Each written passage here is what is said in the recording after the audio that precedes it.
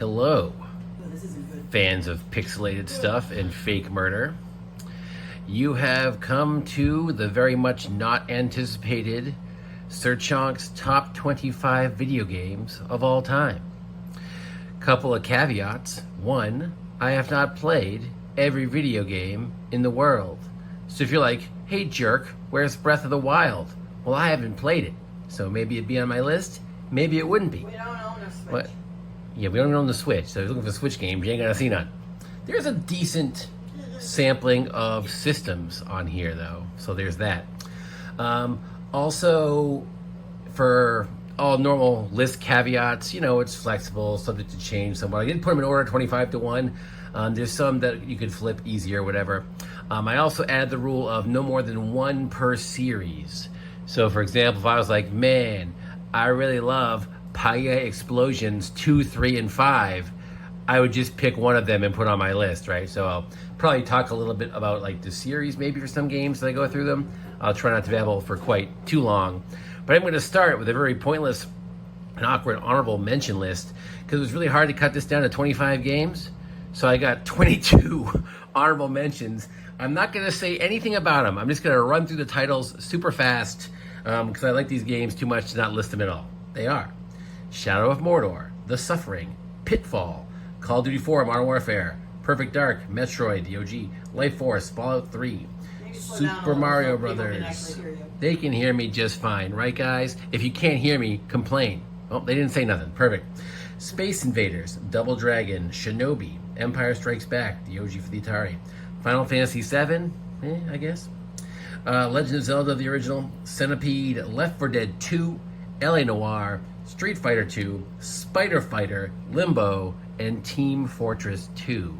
So there's my honorable mentions. So if you're looking for any of those in the list, you already heard them before the list. And now, after a very brief boop here, we're going to get to my top 25.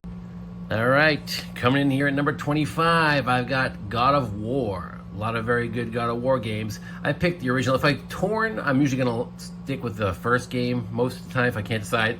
Certainly, God of War 3 has insane graphics and some of the best boss battles you're going to come across. But this one really surprised me. Yeah, I know. I'm aware. Thanks for chiming in. Something I was just about to say. Oh, well, I didn't know. Yeah, I haven't played any of the 2 remakes, so maybe they're even better. But if you want a game that's it's basically just a hack and slash game, but it's got some cool mythology. I love, Greek gods, and I think the newer ones throw some Norse stuff in there. That's pretty awesome. And it's just super violent, crazy insanity. You got some cool weapons in here. Obviously Chains of Chaos? Chaos Blades? I can't remember who wants to play this. But anyway, great game. PS2. Outstanding. All right. A little bit of a throwback here to this game, Rolling Thunder. Now, this is for the NES, I believe. But I mostly have played Rolling Thunder at the arcade. Back when you had to go to the arcade, because I'm an old person, for like a lot of the better games. So this was an awesome side-scroller. Basically, it's very similar to Shinobi, which appeared in my honorable mentions in the list. Except instead of throwing shuriken and stabbing people with swords, you're shooting them in the face with machine guns and pistols and whatnot. It's a very basic sort of side-scrolling game, but it's just awesome. I always have loved it, and so classic game gets on my list of 24, Rolling Thunder. Speaking of arcade games, here I got Gauntlet. This is Gauntlet Legends for PS1. But here's another one that I primarily have played. I've played this on a ton of different systems. It's really good on the N64 in particular. But I love this in the arcade. Yes, even Coleridge Girl has played this with me on N64. But this is a great game in the arcade. You just wander up there. This is one of the ones where 4 people can play at once. So you just hang out with your friends and random people just pop by, throw a quarter in and start playing with you. It's pretty awesome. Green Wizard needs food badly. Yes. Green Wizard needs food badly. Fat Sir Chonk needs food badly. We'll get to that later. So yeah, just one of those games where it's just a natural level of camaraderie, unless you're my friend Eric, who shoots all the turkeys. before you can eat them because he's a fool. And he thinks it's funny, I think. I don't know. Or he has max health and he's eating them anyway. So most people, it's pretty good teamwork.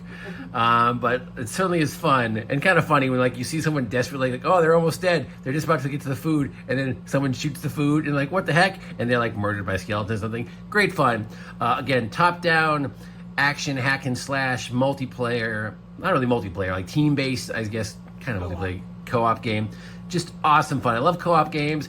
This is one of the first ones I ever played, and it's amazing. Much like Double Dragon, which is also on the previously mentioned list. Great co-op. Streets of Rage, or Tossin' Bitches, as I like to refer to it, did not make the cut. Or the honorable mentions? No, because I put Double Dragon on there, and Streets of Rage is like crappy Double Dragon.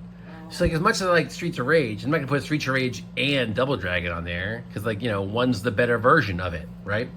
Anyway, folks. A lot of that Streets of Rage game. Yeah, Streets of Rage is a hell of a good game. That was on the SNES, right? Sega, or was it, Sega, right? It was on Sega. So anyway, coming in at 22, we got Borderlands 2. Man, speaking of co-op games, do I love co-op games and do I love Borderlands? Especially couch co-op, which no one does anymore. Yes, Coleridge Girl's all sad because it's hard to do couch co-op. Because it's fun to play couch co-op with your people without having to like go to different houses. Hey, best friend, want to play a game together? Sure, let me just drive 20 miles away and we can play together. Well, Great. now you play online. Great. But... No, I'm saying you play online. Oh, yeah. That's what I'm saying. You can't hang out on like your couch chilling and then also playing. That's way more fun. Yeah. So anyway, this is a little bit divisive. I know some people really don't like Borderlands. They don't like the art design and stuff. I love it. I think it's amazing. It's just a loot shooter, but man, what a funny as hell, action-packed loot shooter with creative weapons. It's a ton of fun. The characters are awesome. Again, I like them all. Actually, I didn't like, was it the fourth one? 3. You like it's called 3. Yeah, 3, which is the well, the pre-sequel is good. 4 was awful. I didn't like 4. I like Tiny Tina's. Borderlands 3 though. Fine, it's Borderlands 3. I didn't like that one. Yeah, it was the fourth game that came out. It sucked. The co-op right. sucked. But Tiny Tina was good. The original is good. This one's really good. The pre-sequel is good. I don't like that oxygen element too much. But I like this one a lot because I think I preferred the characters most in this one. Athena is in this one, right? This is the Athena one? Pre-sequel. Oh, that's the pre-sequel. Oh, this is the this is Zero. Zero says some hilariously like deadpan stuff. Yeah, I actually love the Athena from the pre-sequel, but I don't like the oxygen thing. But the butt bouncers do. My favorite is Lilith from the first one. Yeah, Coleridge Girl's got a lot to say today, and she likes Lilith because Lilith is the easiest character to play. Super overpowered. But anyway, I love Mordecai from the first one. Because we would play in the original, and he'd be like, "Oh, look, you're turning into acid and killing everyone in your wake." Yeah, I'm playing as Mordecai. My power at like level 15 is throw a bird at one guy and mildly inconvenience him. Hers is like explode into deadly acid and completely heal yourself. I'm like, oh, that's pretty good. Maybe I should have picked that. But I love snipers. Anyway, if you haven't played Borderlands and you like co-op games, you probably have played it. It's just amazing. I freaking love this game. All right. Number 21, another little bit of a throwback. If you can see it very well. Also for NES, this is Dragon Warrior. This is one of the classic fantasy turn-based action sort of RPG games. One of those games where, like, over the course of the game, you recruit members to your party, and you level them up, and you improve, and you pick who you want in your party to do battle, and, like, spacing and strategy is really important, you know what I mean? Because you can only move so much per turn and fight so much per turn because of ranged weapons, and it's great. I love this game. Simple. And then randomly you run into a silver slime, which is basically unkillable. But this cool dragon, the monsters in this are so cool. There's so many of them. Right, there's just a great monster list, all kinds of wyverns and dragons, all kinds of crazy stuff. It's just a fantastic game. It's a little bit like, the world is a little bit like spread out like Zelda-ish almost, like this big map and like you have dungeons and castles and stuff to go into. But it's just turn-based, so like do you want to attack? Click, yes.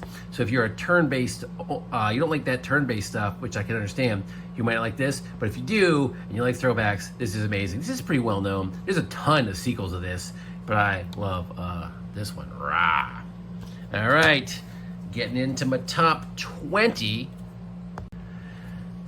Coming in at number 20. I don't have too many PS3 games on this list. Not that I don't like PS3 games, but stuff like God of War, which is on PS3, I just preferred the PS2 version. But in this case, PS3, I've got Infamous 2. I also like Infamous 1. But this is the one that I prefer. You're just this crazy, jacked up, mega electrical powered guy who just jumps around the city. You can like leap off of buildings and you're fine. You be blowing up tanks and stuff. You're like, if there's a complaint about this game, it's that you're probably too overpowered, so it's kind of difficult to lose. But what I love most about this game is there are sort of like choices. It's another one of those games where you can like, decide, do you want to be nice? Do you want to be evil? I generally tend to pick evil. And I was so evil in this game that when it gets to the final boss fight, the big evil monster you've been hearing about and worrying about the whole game, the monster guy is like, actually, no, you're too evil for me. I'm going to like leave and not do anything and just go about peacefully. And then me as the protagonist, became so evil that you murder all your friends and destroy the city that you were protecting the whole time. So you basically evolve into like the main evil guy. And I've never seen that in a game before to this level. So awesome. You feel a little bad like murdering the people that have been helping you the entire game. But I'm pretty evil, so it works out for me. If you want to destroy a lot of stuff with electricity and just feel absurdly overpowered, this game is so great. All right. Got another classic couch-based co-op coming at you here. Yay. We got GoldenEye 007. I'm not like a huge Bond fan. This game's so much fun though. Yeah, I don't like a lot of Bond games, but I love this game so much. This is one of the first couch co-op games I ever played on an actual like gaming system. Like I played Gauntlet and Double Dragon, but I played those in the arcade, like I said. This, I think, is one of the first ones I ever like sat down with my friends and we just got together and played, which is one of the reasons I like it so much. But man, what a fun, awesome game, right? Just a bunch of maps, just run around shooting people. Got enough weirdness to like make it fun. Like I love the Donkey Kong setting where you have giant heads. And the paintball. Which is great. You have paintball, but I love the Donkey Kong because like if someone's hiding behind a door, their head can glitch through the door and you can kill them through the door without even shooting through the door. Hilarious. And of course, everyone loves slappers only. You have no guns. You just run around slapping people. And if you set it to one-hit kill, you basically just run around just one-hit slap kill people. It's so chaotic. It's fantastic. One of the most fun games I've ever played with friends. Just an awesome co-op experience. Because Perfect Dark was second. That's why it's on your. Yeah, Perfect Dark I also love. Like Perfect Dark, there's a lot more in terms of like weapons and people and like the enemies. So like GoldenEye, it has a whole like storyline game you can play, but the multiplayer is you're just playing with other people. There's no AI. There's like if you're alone, you can't play the multiplayer. It doesn't exist. Perfect Dark's advantage is that you can add bots to Perfect Dark, which is amazing. You actually add the level of bots. They have anything from like Meat Bot, which is like these stupid idiots that like roam around like wait to get shot, to like Dark Bots, which are basically like this super fast lightning cheating things that never miss that are insanely difficult, which I love playing those dudes. And you put like 8 of them in there. Too. Yeah, so like they have all these cool challenges. So like Perfect Dark has a lot more depth to it. It's also more co-op because you can only play Bond unless you're on teams. You can still only play like to kill your friends. Yes, yeah, you can team up in Perfect Dark. So like you can fight your friends, or if you want, your friends can team up to go against the bots. You can mix teams and stuff. So there's like so many options in Perfect Dark. So I love that game. I definitely recommend that game for sure. Our friend Eric previously mentioned, but the OG would just go out of his way to shoot the people on his team. Well, he would lob the N bombs in like the areas where he knew you were, because he wouldn't care if you got caught in the blast. He's like, oh well, what are you gonna do? Yeah, so you would team up with him. He'd be on your side. And although hilariously, what I would like about GoldenEye with the infamous returning to the story Goat or Eric is he would throw a lot of proximity mines and blow himself up accidentally constantly. He'd have like a 20 suicide count. He'd always have like a negative score at the because he'd just constantly be blowing himself up by mistake. Team members. Right. You die like, who was I killed by? Oh, my friend. Great. All right. Anyway, moving on to 18, I think. Yeah. We got Spider-Man. There's a lot of Spider-Man games I like, but this one for PS4 is, to quote, use an obvious choice here, an amazing game. Amazing. Okay. So I heard this was really good, and like I said, I've liked a lot of Spider-Man games. This was the first one I was like, well, damn, you feel like you're Spider-Man. This is very much like the Arkham games, but as Spider-Man. They have all the cool Spider-Man abilities. The villains are awesome. The combat is great. You got some cool stealth missions you're doing.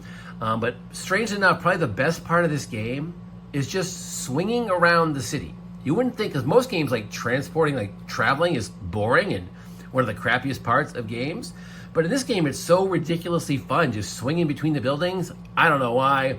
The controls are spectacular. Awesome game. If you like Spider-Man, if you like Arkham and you want something a little different, this is great. I played the Miles Morales one. That one's also awesome.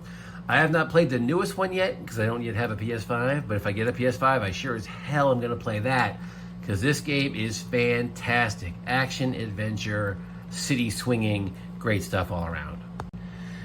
All right, coming in at number 17, classic PS1. PS1 might be my favorite system. I know it's not the best system, and I don't have an inordinate amount of PS1 games on my top 25 list. I just them all. I did sell a lot of them, but also I love this era of games. I love playing the PS1, and one of my favorite games, of course, coming in here at number 17 is Metal Gear Solid. This movie, it's a good thing I said that. This game starts off feeling like a movie. Like credits are rolling, you're sneaking around, people are talking, you're getting backstory.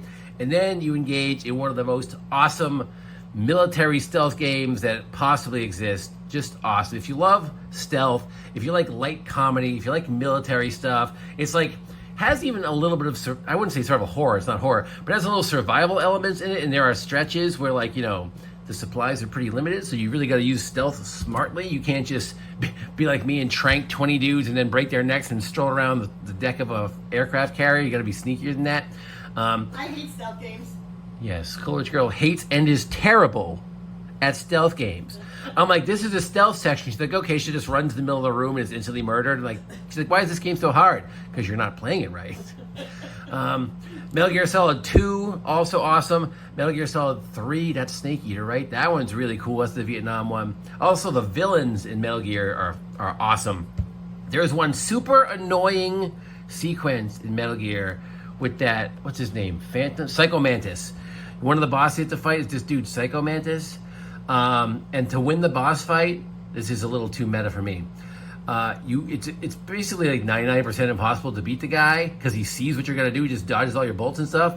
Unless you unplug your controller back in PlayStation 1, you plug in your controller. You have to unplug your PS1 controller from the Player 1 portal slot and plug it into the Player 2 portal slot and then fight him.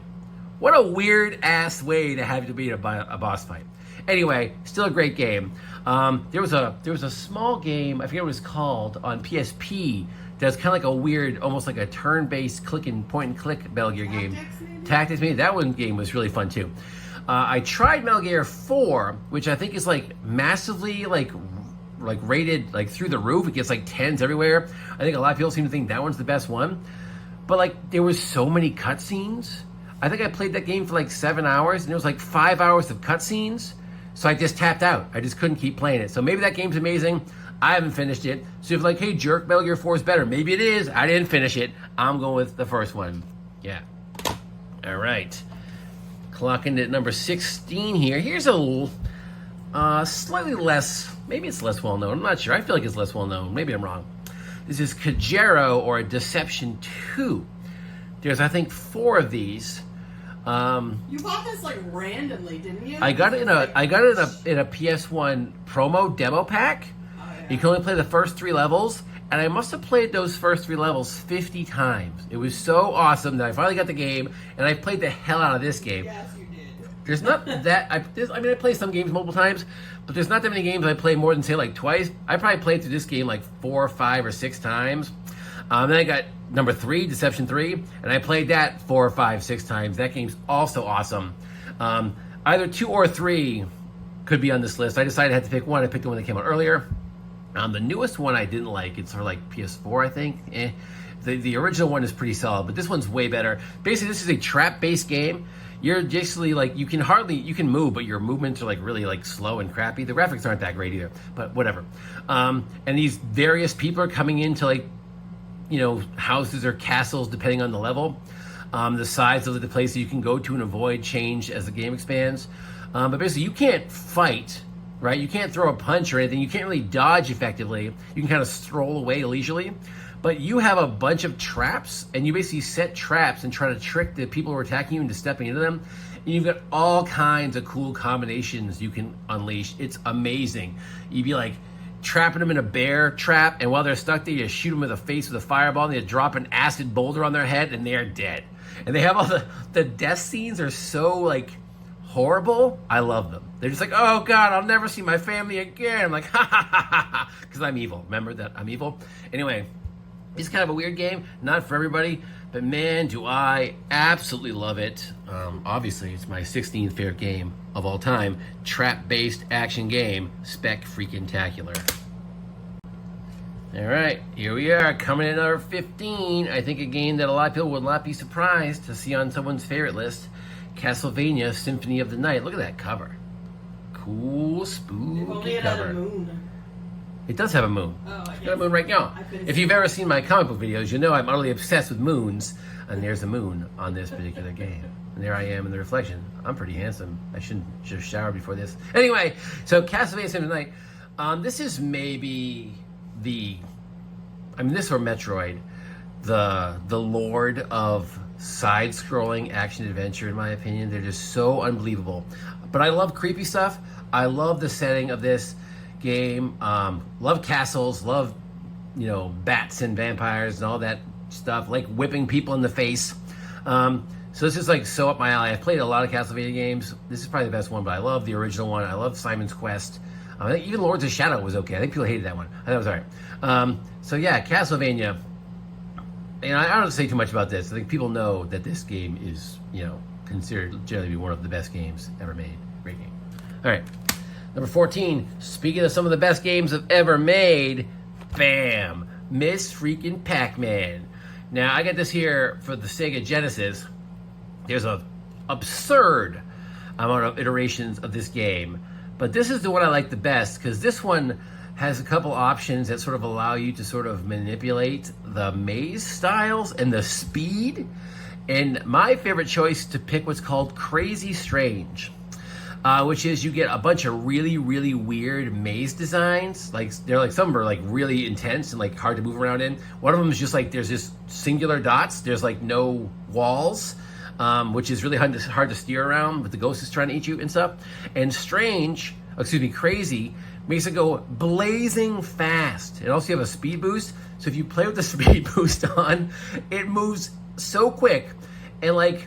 I got so good at this game, not because I'm talented, because I played it so much, that when I try to play like regular Pac-Man after this, it's like taking a nap. Like, this is like too easy.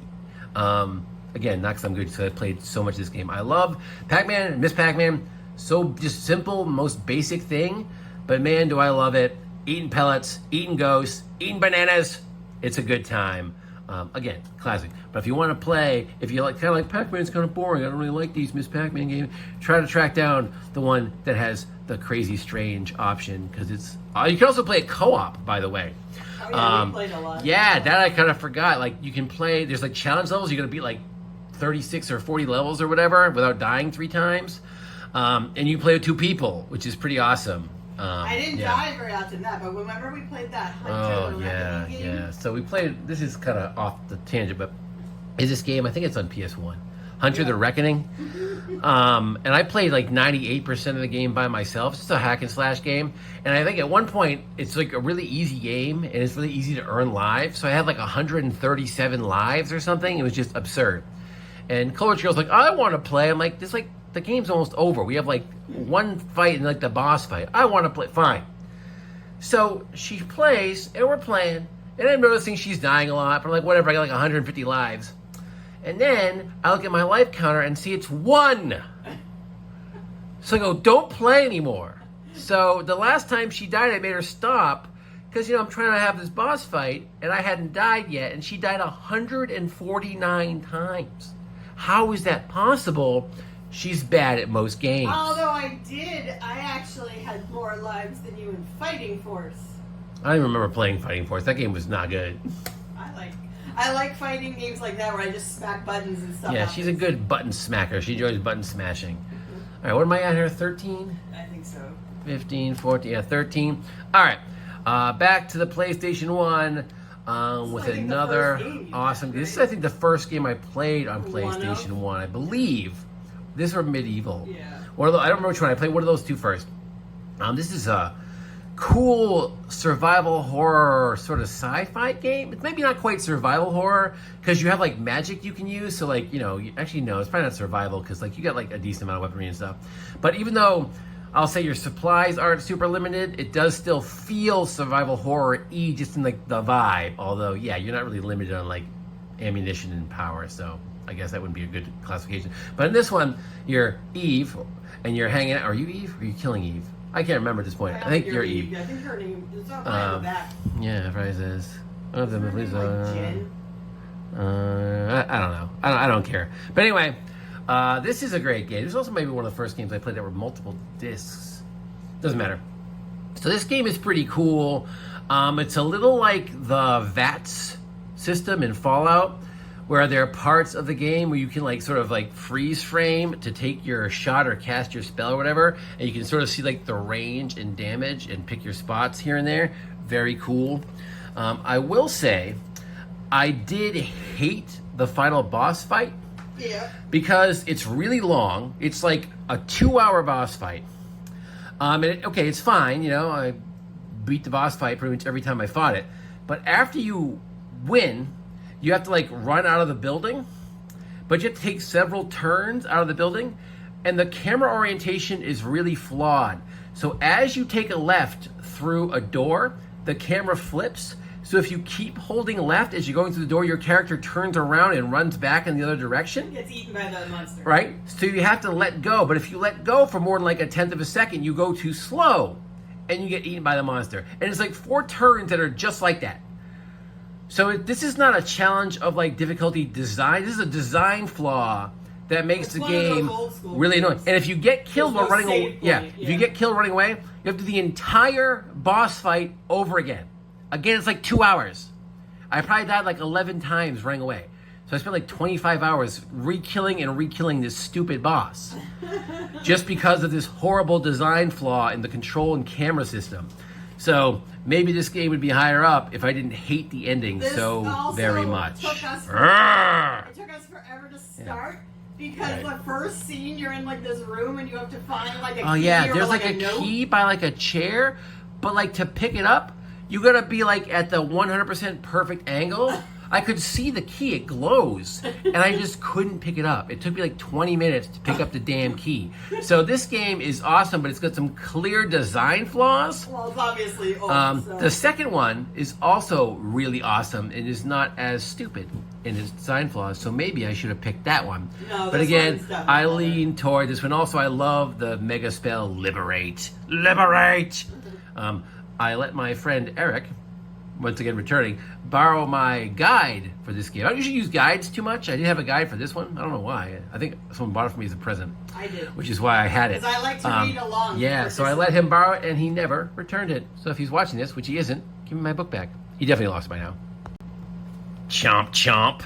More survival horror. This is actual survival horror this time. More PlayStation 1. And hoo boy. This game is awesome. Capcom had some great games that you all heard of, right? And they're like, what if we make another game that's like that, except instead of zombies, we use dinosaurs? And I was like, sign me the hell up. Dino Crisis. Unbelievably great game. Survival horror at its fun. Like I want to say your ammunition is maybe, I think, even significantly more limited in this than even it is in, say, like RE2, which is sort of like infamous in my opinion for having low amounts of bullets. Maybe I just shot too many early, but there's very little things you can use in this. There's not like a huge amount of enemies. Like there's a lot of sort of like gathering information, moving around and traveling, and like trying to not get eaten by the T-Rex, which shows up repeatedly. You can't really hurt that thing until the end. You gotta just run away. The T-Rex is kind of like the Nemesis. They made Nemesis like, what if we make Nemesis but like bigger and more teethier? So the T-Rex constantly hunting you is amazing. Another thing I like about this game that's really cool is you have like, I guess, teammates. They're not like real players, they're NPC teammates. They're like radio into you with information. You meet up. This is one of the few games that I had run into at this point, where like there was a lot of sort of interaction between like NPCs in like a significant way, and I really enjoyed that a lot. So great survival horror game. Not huge amounts of action, but the action they have is very good. If you like dinosaurs and you like not trying to not get eaten by them, this is a good game. All right, here we are, top 10, right? I think I got to my top 10. I have a surprising amount of 360 games in my top 10. I only had like one 360 game so far. But here we go. When I first bought the 360, I bought a whole bunch of games, and they were almost all awesome. Like my success rate for early 360 games was amazing. That's not what we have first. This one came around a little bit later, but here's yet another survival horror game. In case you can't tell, survival horror is probably my favorite genre. Bam! Dead Space. What an amazingly creepy game. You can tell because look, the cover is a dude's severed arm floating through space. It's a little ominous. Imagine you're like a kid and you're trying to convince your mom to buy this game for you. Hey mom, can I buy this game? She's like, sure, let's look at it. Is that a severed arm? No, he's gonna shake your hand. Great. It's got an M on it. M for mom should enjoy. Anyway, this is super creepy. It has an awesomely weird, not super weird, but really good story. But it's just so isolated. You're in this space station, like, and you have to travel around a little bit through like some space bits that are like broken and everything. But it's just this huge area. It's so dark. You feel so alone in this game. Maybe It's you should great. play that alien game you have. Yeah, maybe. And you wouldn't think Twinkle Twinkle Little Star could be a terrifying song, but it is in this game. Yeah, these are all great. I played this 1, 2, and 3. I didn't play the remake of 3 yet. But 1, 2, and 3 are all freaking awesome. The weapons are ridiculously cool. You got a buzzsaw gun. You got the line gun, which cuts people in half. Oh, this is also, the combat is designed so that, typically you're looking for center mass headshots. And this you're supposed to chop their arms and legs off, which is pretty fun. Flamethrowers and stuff. 2 is also really good. You have more telekinesis, so you can like rip metal chunks off the wall and spear people with them. That's pretty fun. 3, which I pick, again, I tend to lean toward picking the OG series. 3 was amazing because you can design your own guns, and some of the designs you come up with are utterly insane. Like I had a double-barreled thing that shot, I think, lightning javelins and then acid-dripping buzzsaws. You shoot a buzzsaw and it floats in the air, and you just cut a bunch of people in half, and it melts them as well.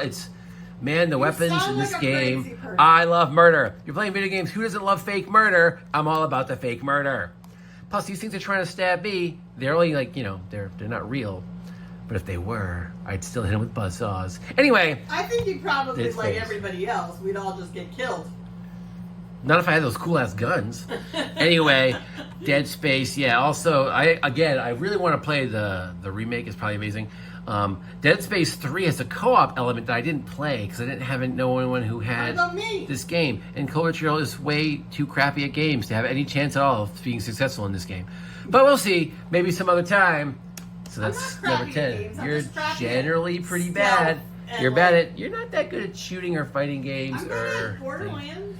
Well, Borderlands is hard not to be good at. It's just like point your gun in the direction of the thing and pull the trigger. I'm That's good at that's RPGs. Borderlands. Sure. All right, number 9.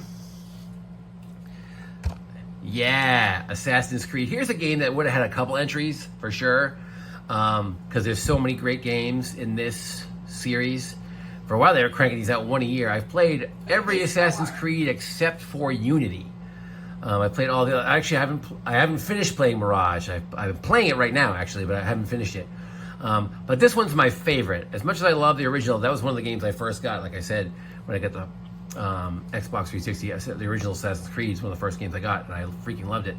But man, the slowly working your way through a heavily guarded complex, trying to get caught, dragging people's corpses into hay bales, amazing. I love all of that. That's in pretty much all the Assassin's Creed game. But this one, Black Flag, adds this insane pirate ship fighting element that they had. And sea shanties, which are amazing. Love the sea shanties. They added it in 3, but the sea combat was really bad in 3. So I was like, oh no. But they improved it to an absurd level. It's amazing. in this game. It's maybe the best part of the game that has a million best parts of the game. I spent so much needless time just sailing around, blowing up warships just to get stuff I didn't need, or raiding them because I loved it so much. Again, I think the only real complaint with this game is you as the hand-to-hand combat, you're kind of overpowered, because this still had the counter kill. If you've played Assassin's Creed, you know what I mean. In the later games, they removed the counter kill, but in this one, it still was there. So if someone goes to hit you and you counter at the right time, you insta-kill them. So like one of the sort of like key elements of Assassin's Creed is after you pull off this difficult assassination, right, which is really hard and really awesome, then one of the most exciting parts is you have to escape. So like this mad dash to the city, trying to get away from these millions of people trying to kill you and like hide effectively, which is super fun. But in this game, you don't have to. You can just kill the guy and be like, come and get me, bro, and just leisurely kill like 100 dudes easily. There's one point I was like in like some kind of like cage area to assassinate the guy, and all these guards came in, and I killed so many they were like stacked up. The game couldn't, so they started to disappear because the game couldn't have that many dead corpses in its system as he started deleting them. Hilarious. You also have the 4 pistols in this game, which is like if you're bored, you can just kill 4 dudes in like 1 second. So anyway, amazing game. The one flaw, you're kind of too overpowered. Here we go. Another one of those games that I bought right at the Xbox and was like, I hear this is good, and man, was it ever. So this game is one of my favorite storylines of any game. The main storyline is amazing, so fantastic. It's that sort of like reveal of like the sort of parts behind the main story, like 90% of the way through the game. It's unbelievably cinematic. It's so great. There's all these side quest storylines that are amazing. The characters are unfreaking believably great in this game. It's an RPG shooter. It's awesome. I would say the flaw with this is the combat is kind of meh, right? It's not the best. It's like, it's fine. Like, you've got some cool abilities and you have a variety of guns, but depending on the character you pick, certain guns you're completely inept with. It doesn't make a lot of sense. Like, okay, you can shoot a rifle just fine, but if you hold a pistol, you can't hit anything with it. It's like complete nonsense. But whatever. So this is great. I love the story. I love the characters. The combat is acceptable. It's just it's a space opera. It's like one of the first games that it felt like just like to be on like a massive, massive scale. It just felt so huge. It was such a long game. It's so amazing. I played this game a ton of times. I played on the Inferno level, which I usually go out of my way to play the mega hard levels just because like I usually get annoyed. But this one I like so much, I was like, let's jack it up. That was super fun. The sequels 2 and 3 are also amazing. I think people really like 2. I love 2 has maybe the best end game of almost any game, where like you gather all your allies, almost like Seven Samurai, and then you have like this massive assault, and your allies can like get killed depending on like if you prepare them. None of my guys died because I'm too good at Mass Effect. Or girls. But the point is like you can. I know there's a lot of people like half my people died. It's like really dramatic and awesome. None of my dudes died, which is good. I'm glad Garrus didn't die. Garrus is the man. So anyway, love this game. Because I didn't spend enough time building the relationship. Right, that's the thing. If you don't prepare enough for like relationship and skills, all those things, the characters get killed in really cool cutscenes. But none of my people died. But it was dramatic. I thought at one point they were, but they didn't. So that's great. Mass Effect 2. The reason my Mass Effect 2, which has much better combat, it just doesn't have the story that this one has, which is why I give this the edge. But certainly it's close. This and 2 are both unbelievable. 3 I love. The ending's not good. And Andromeda is pure garbage. If you have that game, just throw it out your window. Don't even like put it in your system. Don't insult your system by putting it in there. But 2 and 3, amazing. What's kind of weird, for sure. 3 very good. You've never played the Dragon Age games because they're basically the same type of game, but in fantasy worlds, which you love. Right. So if you're like, hey jerk, why isn't Dragon Age on your list? Well, I never played any of them. That's why they're not on here. I love Dragon Age. Yeah, Coleridge Girl loves the Dragon Age. She's a big fan. So that's pretty cool. Yeah, so I haven't seen a certain game that I love. Well, what? Fallout 3? Fallout 3 was in my honorable mentions. In the honorable. Yeah, she loves Fallout 3. I put it in my honorable mentions because, like, I like it, but it's a little redundant. You know what I mean? Of course, I played it for like 200 hours, so I can see why. Maybe that's why didn't play Skyrim. It felt redundant. Yeah, I didn't play Skyrim. But what I did play is Arkham City. Woo! So there's a lot of bad Batman games out there. So when this Arkham Asylum, the first one, came out, I was like, I don't know. It got great reviews. I played it. It is unbelievable. I absolutely love it. I love Origins. I love this one. This one I picked as my favorite just because it's sort of like bigger and there's a city travel part, which I like a little more, a little bit like Spider-Man has. The first one, The Riddler things. yeah, the Riddler. The Riddler things annoy me. I didn't get all of them. I got a bunch, but I didn't get all of them. But of course, classic Batman villains that are amazing. Great storyline. The vibe and just the tone, the mood, if you will, of this game is perfect. It feels so Batman-y. You feel like Batman gliding around, beating on dudes. There's awesome stealth sections that are so good. And as far as I'm aware, the geography of Arkham City is like perfect. Like everything's where it's supposed to be. Everything looks like it. It's just so good. Arkham Asylum, I like a little bit more sort of like the claustrophobic, trapped feel of it a lot. So I love that. But just there's so many more options and things you can do in this one. Plus, Deadshot really tries to shoot you in this one, which is pretty fun. So yeah, if you want sort of an Arkham Batman sandbox game, my goodness, it's hard to do better than this. Origins, again, people didn't like. I really liked it. Not as good as the first two, but still awesome. And then the new one that wasn't made by Rocksteady, where you like drive around like it's like Arkham Tank Fight or whatever.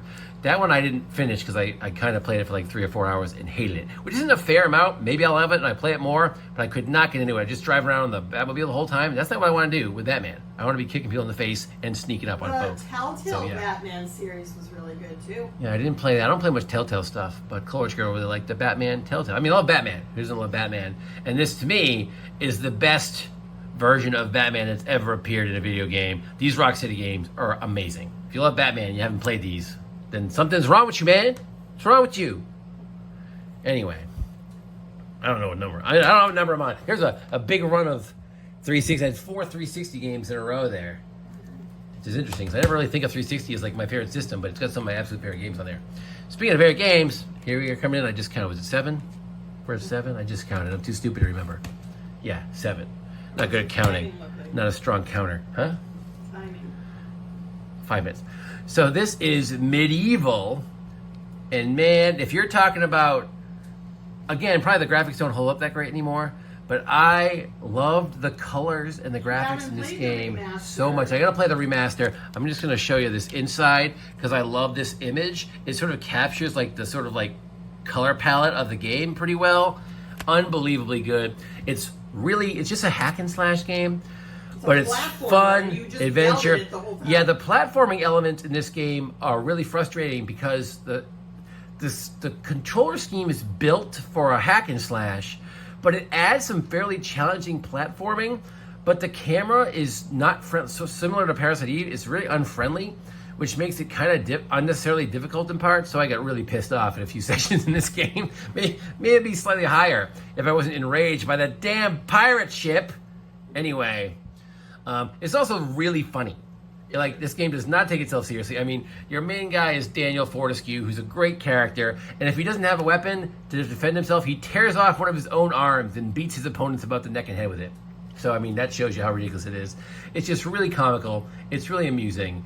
It's fantastic. Again, gameplay is fine. It's simple. I don't think anyone's going to say it's amazing gameplay, but the goofy story, the comedy, and just the look is so... It's maybe my favorite looking game of all time, even though now it's quite dated graphics-wise. He literally bought fantastic. The PS1 for this game because he had seen the trailer, and he asked for a PlayStation for Christmas. So he was like, I bought him this, that, and Parasite. Right. I hadn't been playing video games for a while. For like a few years. You just played Miss Pac-Man. And then, I played like Toss and Bitches and stuff on like crappy systems I had lying around. But I hadn't been playing any new games for a while. But I saw this ad and I was like, damn, I gotta get me this game. Similar to another thing I have coming up in a few minutes where I also saw an ad and knew I had to play that. But I'll talk about that in a minute. So here we go, top 6. All right, you should pause. Oh, I gotta pause. Boop. Top 6. This is the only GameCube game I have on this list, although I had The Suffering in my honorable mention. I think I had Rogue Squadron. You had Suffering on PlayStation too. I played on PS2. You're right. Yeah. I played RE0 on this, and the RE1 remake on GameCube is actually awesome. Yeah, Rogue Squad, which I was just mentioning. Yeah. I love that. That was probably my honorable mentions, or it should have been if I forgot that. But this game, Eternal Dark. Oh, Luigi's Mansion is an amazing game, also on GameCube. That's true. Okay. But anyway, this game's amazing. Luigi's Mansion. This is Eternal Darkness. If you don't know about this game, look it up. This has the single greatest game dynamic of any game I've ever played in my entire life. First of all, it's a horror game. It's creepy. It's got a great freaking story. You play all throughout history. I like history, and you jump into different you don't really jump in. You sort of play as different characters from history. So there's I think there's 12 chapters, and each chapter you're a different person, and you have to. So it's almost like starting a mini new game. You gotta you gotta find weapons. You gotta find what's going on. You gotta find things, and you sort of fight your way through. And each time you are successful, you get this piece, this thing, which goes back to the main protagonist, who looks a little bit like Erica Slaughter, who sort of is gathering all the stuff together. She has a cool machete that can glow green that chops people up. You have this cool, super dark magic that you use, very Cthulhu vibes in here. The main monster is definitely an ancient one from the deep kind of thing. It's unbelievably amazing. If it was just that, it'd be one of my favorite games of all time. But what pushes it up this high is the insanity element. You get a health bar, you get a magic bar, and you have an insanity bar. And as this weird stuff starts happening, your insanity bar starts to lower. And as your insanity bar lowers, weird stuff starts to happen. But it's not just weird stuff in the game. It's kind of almost like weird stuff outside the game. There's this one point, you're playing the game, and it cuts.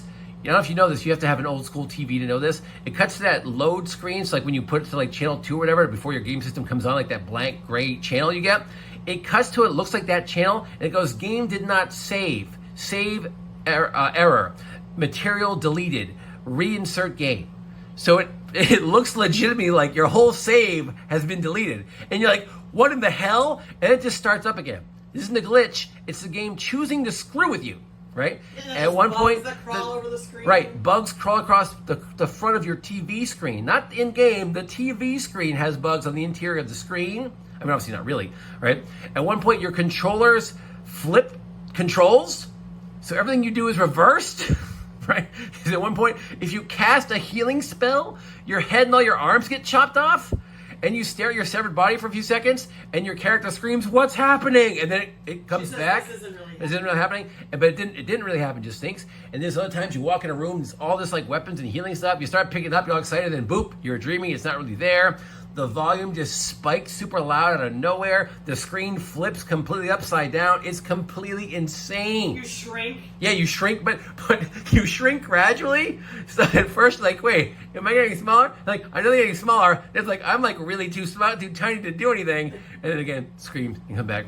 It's unbelievably creative. If you want to play an unbelievably spectacular survival horror, creepy as hell, Cthulhu-esque game that has one of the coolest elements in anything ever, you've got to play this game.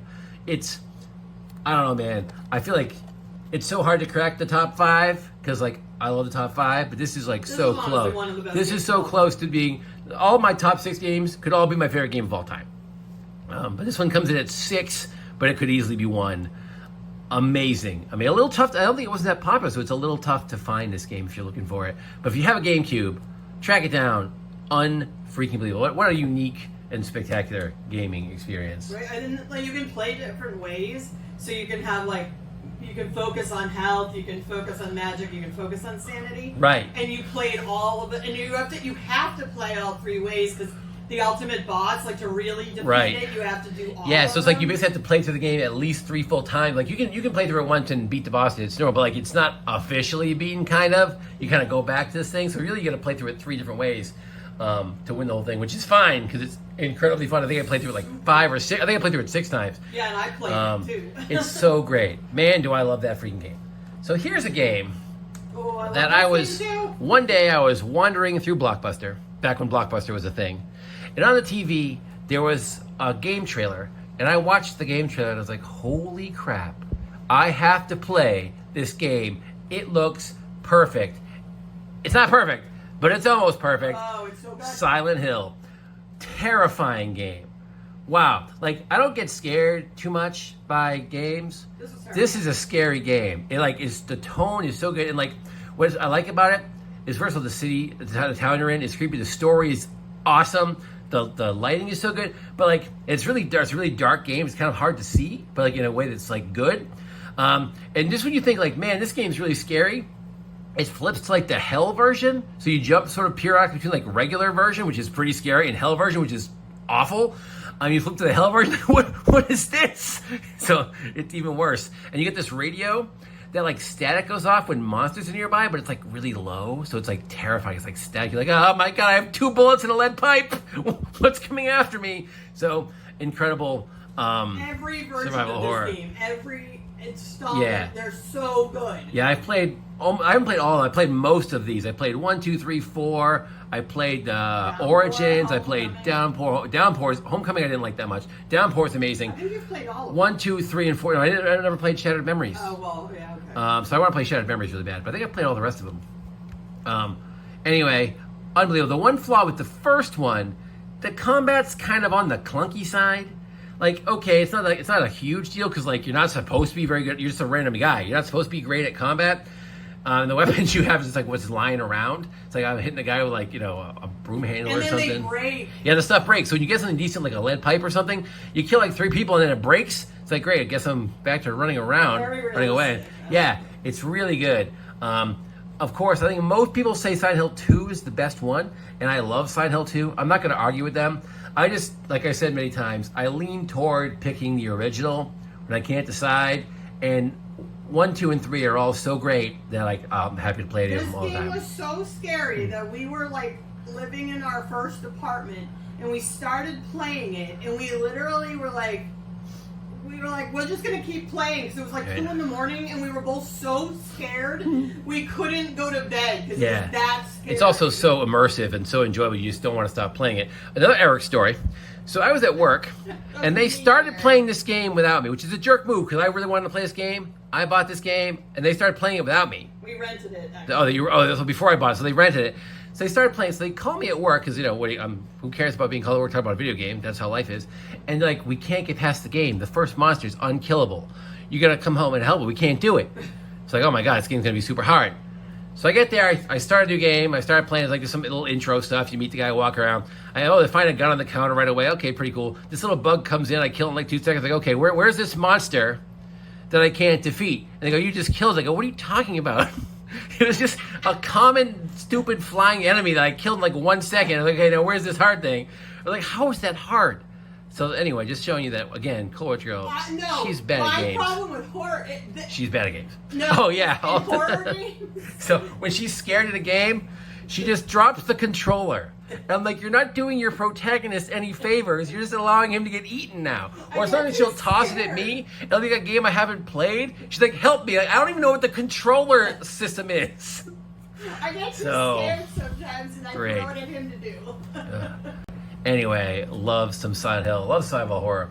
So now we got my top 4. Again, Silent Hill and Eternal Darkness could definitely be my favorite game of all time. But these top 4 are the ones, when someone asks me what my favorite game of all time is, I sort of just list these 4 all the time because I can never really decide.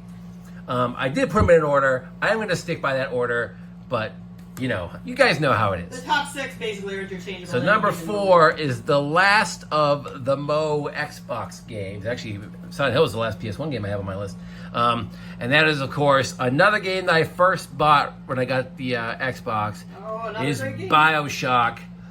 So this might have, it's right there with Mass Effect for me for like best story ever in a video game. There's probably a couple that are ahead of it, but Mass Effect and BioShock are definitely in the top 5 or so. For me, anyway, stories in the game. Such an awesome, twisty situation. So, none of them have one of the best stories of all time. It has one of the best settings of all time, right? You're You're underwater here in Rapture. Welcome to Rapture. Just check out some of these images. Again, this is old at this point, so the graphics aren't going to blow your mind. But this little picture here shows you kind of like this sort of the cool, ethereal underwater vibe. Like Art Deco underwater. It's got like a 40s vibe, a 20s vibe, would you say? Art Deco, yeah. So yeah. And like it's just so cool, and like you're in this underwater area the whole time. So it's a limited place where you can go. There's like these factions sort of like competing with one another. You're involved in that. You're getting attacked by these crazy things. Don't spoil the ending. And I'm not going to. Would you kindly tell me not to spoil the ending? So, you got weapons and stuff, which are pretty cool. Guns and like a classic wrench. But you also have plasmids, which are like these powers that you can like inject yourself and use. And I would also say that like the control setup for this game is one of my favorites ever. It's so perfectly balanced. Like the right side is all your like gun stuff. The left side is all your plasmids. It's just so beautifully set up. And you can use the environment to your advantage in really cool ways, like electrocuting puddles and stuff. That's all amazing. So all these parts of this game are spectacular. I haven't got to the Big Daddy yet, which is on this cover. These incredibly difficult, super fast, big villain guys you gotta fight periodically. So creepy. They're super hard to beat, and they're super exciting. When you see them, what's interesting, they'll let you see them a few times before you fight them, just to build like the terror. So amazing. But maybe the single most awesome part of this game are the little sisters, which are these weird, creepy, like little girls that walk around with the Big Daddies, and they like carry like the plasma, the atom, which fuels like your magic powers and stuff. And like they're really creepy and really weird. And you have to sort of like capture them to power up, and you have the choice of, you can either murder them and steal a bunch of their power, or you can sort of like turn them loose. You get like a tiny bit of power, but not that much. So it's like, are you going to be good or are you going to be evil? You murder them, it's like it's so horrible. Like I am not that person that gives a crap about people or anything, right? It's like, a little girl, I'll murder him, I don't care, right? But man, this is so intense. I couldn't do it. I just couldn't be evil. I had to be nice. But it works out. And then you get, I didn't realize at the time, if you're good, they give you an even better bonus at the end. So if you're not greedy, you get like an extra perk, which is pretty great. But unbelievable game. I see someone who loves value. It's like the little machines that talk to you. Okay, also BioShock 2 is awesome. It doesn't have the story. It does have a cool multiplayer element that's freaking unbelievable. And it has a sequence where you play as one of the little sisters. And my God, that was the sequence of the year for me when that came out. Unbelievably cool. Infinite was really good too. Yeah, Infinite was very different from 1 and 2, but also super good. Different vibe, different style entirely, but still a fantastic game. So I really like Infinite. Also really good story. I like the first 2 better, even though 2 probably has the worst story. I think people don't like 2 that much. 2 has these really cool, they have like big sister encounters, which are like Big Daddy but faster, where like you have like this little alarm that lets you know one's coming, and it gives you like a few minutes to sort of like set up traps. So it's like basically trying to seal yourself in against this thing attacking you because they're mega powerful. Those are amazing. And again, the little sister part is so freaking great. So BioShock 2 gets a bad rap. I don't agree. I think it's unbelievable, but I give the edge to BioShock, not as good as which BioShock is or Infinite. No, I like 2 better than Infinite. Story-wise. Yeah, story-wise, Infinite is definitely better. But the action, the style of 2 is better, and I love the little sister sequence. It's one of my favorite sequences of all video games. All right, we're going to get to the top 3, y'all. All right, coming in at number 3 is a game that, again, on a PS, I don't have too many PS3 games. Here's one here. Uncharted 2 Among Thieves. Now, I never played Uncharted 1. I heard it was kind of glitchy and fun, but flawed, so I never played it. I played this game, and I was like, good Lord. I don't know that I've ever played a game that's just more pure fun. Like, I love, like, Indiana Jones movies. So, for example, Last Crusade is one of my favorite movies of all time. Just because it's like great action and it's really funny, great combination. This game is very much feels like that movie. And that is like insane action. It's super fun. It's got an amazing story and it's incredibly, incredibly funny. All the characters are super likable. I'm not a big climbing or platformer guy, but the platforming sequences in this are so well orchestrated and so like tense that they're fantastic. The combat is solid, not amazing, but very good. And the story is spectacular. Man, do I love this game. It's like so incredible. It's like the perfect, to me, action-adventure game. It's hard to imagine a game that you're going to have more fun playing than this game. So Uncharted 3, I would say, is pretty much dead even. It's pretty much exactly as good. So I had to pick one. I'd say, to me, if I was putting multiple games in here, 2 and 3 would both be my top 10. So love that game as well. 4 was a slight step down, only because 2 and 3 have some of the most incredible set pieces, action set pieces that you're ever going to see. There's another game coming up that also has amazing action set pieces. But these 2 and 3 and 4 it's not as creative or as unique in their set pieces because it's the third time they're doing it. You can't really blame them. And also 4 is a great freaking game. It's just not as good to me as 2 and 3. But if you have not played these and you like adventure games and you like if you like Indiana Jones, you like The Mummy, you like action adventure, these are so damn fun. Can you hear me? Yes, there's also remastered. They remastered a lot of things. Yeah. All right. My number 2 favorite game of all time, which was and these are all debatable for number one, but this is Isn't it probably, you hated, right, at first? I hated it for the first 5 minutes I played it. An hour. First hour I played it, then I ended up loving it. This might be in the line for also my favorite series, and that is Resident Evil 4. So if I was doing multiple games from series, there'd be quite a few Resident Evil games would jump onto my list. But I didn't want to have like 4 or 8 Resident Evil games on my list. So, but my favorite, Resident Evil 4, the Resident Evil 1 remake, 2 remake, and 3 remake are unbelievable. The original games are unbelievable. I love all of them. I haven't played the 4 remake yet. I have it. It's literally sitting about 10 feet to my left. I want to play it. I haven't played the remake yet. I'm going to play it. But I love this game. I love the OG art Resident Evils. And when I first started playing this, it was very different from the original Resident Evil. So at first I was really angry and I was kind of hating it. I was like, this is not red. This isn't Resident Evil at all. This game is crap. I was like, oops, no, my bad. It's the best game I've ever played. It's not really survival horror anymore. A little bit, because you do have to sort of like organize your weapons and bullets. You have to pay attention. So there are limited ammunition in it, but it's not like the original ones where it's very cutthroat. Like you can definitely like shoot a lot of bullets in this game. Right, it's a little more open world. The story is really good. There's like 5 chapters, and each chapter is like a different location, and the locations are awesome. There's one like a freaking castle that's unbelievable. You're like a swamp, and another one a creepy village. It's really great. Speaking of set pieces, this one has amazing boss fights and amazing set pieces. Man, the minecart ride is going to be one of the best things I've ever done. So great. There is like some of that, what is that called? QuickTime events. Remember they introduced QuickTime events a little bit before this RE3 has some QuickTime. I don't really like QuickTime events, but there's one really cool boss fight against Krauser. That's a QuickTime event. That's super cool. I've played this game, I think 9 times. And you can save your weapons. So there's these golden eggs you can collect. So now I just have and you have this suitcase that holds your stuff. So I just have a suitcase that's basically just full of golden eggs. And a rocket launcher. And a rocket launcher. And the Tommy gun. So I just pointlessly, the Chicago typewriter. So I just pointlessly collect golden eggs. But man, this is a great game. Again, survival horror that's not that survival-y, but so amazing. Again, everybody knows this game. If you're watching the Video Game Countdown, you probably know Resident Evil 4. It's probably a game you've played, and I'm going to assume really enjoyed. Again, it's my second favorite game of all time. All right, here we go. Coming down to the last game that is at this moment my favorite game of all time. I was a little surprised that this ended up being my number one, because I usually tend to like older things, and this is old-ish, but not anywhere near as old as the other games on here. And my number one game of all time is The Last of Us, and I went with the original Last of Us. But I very easily could have gone with The Last of Us Part 2. In fact, even as I'm sitting here talking about it, I'm like, do I like The Last of Us Part 2 more?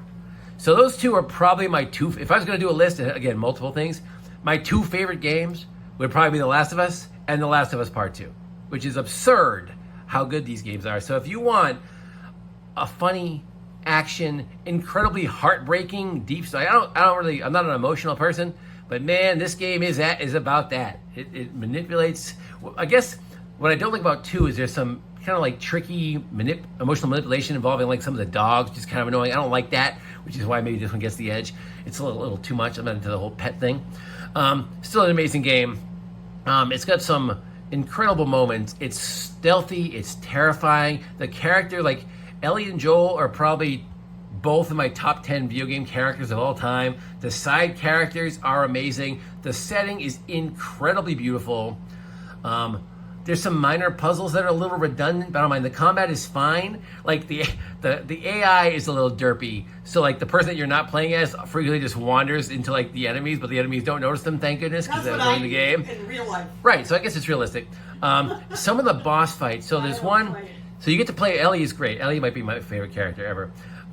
You get one boss fight is Ellie against this creepy guy in like a restaurant. My God, is that an epic boss fight? So creepy. It's actually they kind of show it a little bit in the show, not as much, but a little bit.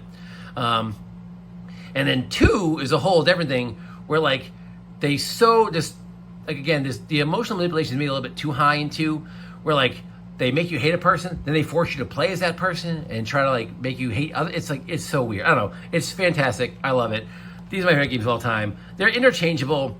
I'm going to go with The Last of Us Part 1, but I could easily go Last of Us Part 2. The giraffe scene in The Last of Us Part 1 is one of the best scenes ever. It's so simple. There's not much to it. It's just unbelievable. Well, now people know because it was right. a show. And the Take On Me guitar scene in Last of Us Part 2, I absolutely freaking love. I don't know, man. The kind of stuff that isn't usually my thing. I'm not usually a sappy person. For some reason, this game makes me feel sappy. Anyway, that's my list. My top 25-ish games of all time. I'm sure I'm pretty stupid, and I forgot a bunch of games that you love. Maybe I played them. Maybe I didn't. Fallout, Persona. They were. I didn't play Persona. You played Persona. Fallout was on my honorable mention list. So Coleridge doesn't like my list, but she's only played like 2 or 3 games on this list. So what the heck does she know? Anyway, let me know what games I should play. Look at my list too. Yeah, we'll check out her list. She has a list as well of her top like 30 or something. But yeah, if you see a game that you're like, hey jerk, this should be in your top 25. How is it not there? Throw it in the comments so I can go play the game if I haven't played it, because I like playing games. Yeah, that's all I got. Persona. I'm not playing Persona. That's boring. Anyway, catch you later, bruh. Boop.